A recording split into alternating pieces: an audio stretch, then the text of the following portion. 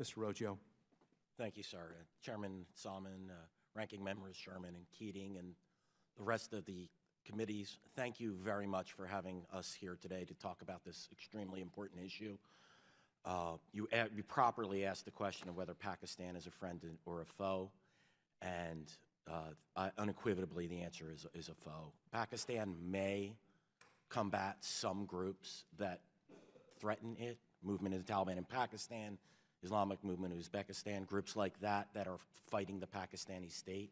However, they support numerous terrorist organizations that are listed by the U.S. government as foreign terrorist organizations.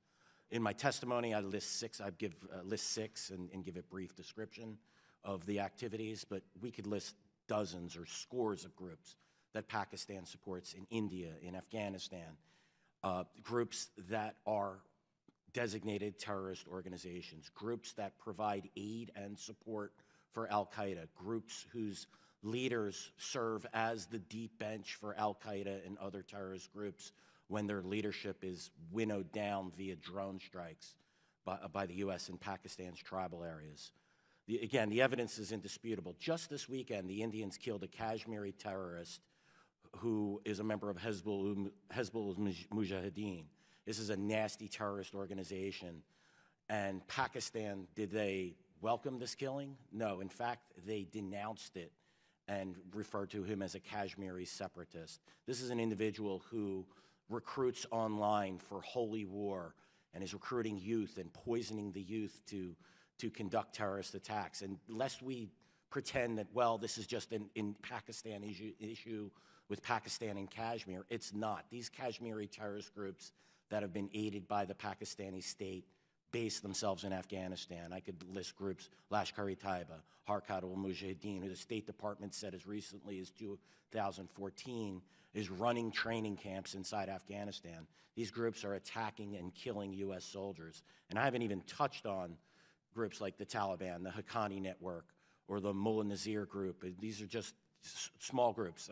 I concur, and for the interest of brevity and time, Ambassador Khalilzad's statements on the Afghan Taliban, Haqqani Network, I concur with 100%. What the Pakistanis are doing, and they're playing a fantastic shell game. They have this narrative called good Taliban versus bad Taliban. The good Taliban is any group that the Pakistani likes. And those are groups that don't attack the Pakistani state. These are groups that carry out Pakistan's foreign policy. Haqqani Network, Afghan Taliban, Mullah Nazir group. And then, even in the Pakistan press, they referred to this, groups like Lashkar-e-Taiba, Hezbollah Mujahideen, Harkat-ul-Mujahideen, again, I could go down the list. They're considered, quote-unquote, good Taliban as well. And the bad Taliban, they're the ones that fight the Pakistani state. They're the ones being targeted in the Shawal Valley in North Waziristan. When the Pakistanis go after these groups, they pretend that they're going after the Haqqani Network or the Mullah Nazir group or the Afghan Taliban, but they're not. The Pakistanis haven't named a single high, mid-level, or low-level leader killed in one of these operations because they haven't killed any of them. They haven't captured any of them, although they're selectively targeting in the interest of the Pakistani state.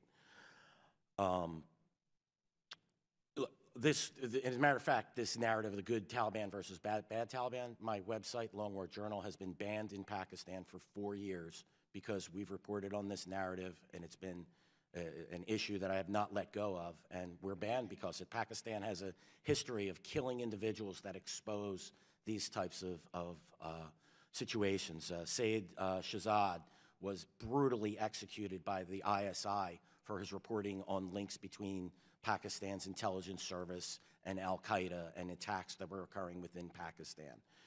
It's, Pakistan is not going to change its calculus.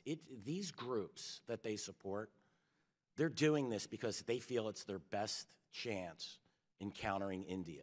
And that's why they support them. I also believe there's an ideological aspect within large elements within the military and intelligence services as well, and this has been reported on. So you have this confluence of it helps their policy in India, as well as they get the ideological, radical jihadist support as well. These groups are strategic depth for Afghanistan in case it has to go to war, and it uses them in Afghanistan, strategic depth within Pakistan against India, and it uses these groups also to conduct its policy inside of Afghanistan to target and kill U.S. forces and allied forces. We have to change our calculus if Pakistan won't change theirs. And I concur with Ambassador Khalilzad's statements. We need to, I believe all funding should stop. We should put a brake on this situation until we can really get a handle on it. Money is fungible. If we're funding Pakistani education, they could fund Pakistani militants with the money they're saving. We have to consider sanctions. We have to consider the possibility of state sponsorship of terrorism. Do we limit or cut off trade with Pakistan? Do we restrict Pakistanis' travel to the United States, cut off visas, student visas?